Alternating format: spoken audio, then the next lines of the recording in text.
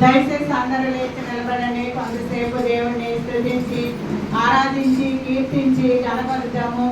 గడిచిన కాలం అంతా మనల్ని కాచి కాపాడిన దేవునికి మనం ఏమి ఇచ్చినా రుణం తీర్చలేము, కానీ మన నోటి సింహ ఫలముల ద్వారా ఆయన రుణాన్ని తీర్చుకుందాము. స్తోత్రములు స్తోత్రములు స్తుతి స్తుతి స్తుతి స్తుతి. హల్లెలూయా హల్లెలూయా. ప్రైజ్ ది లార్డ్ జీసస్ మహారాజా. స్తోత్రములు స్తోత్రములు.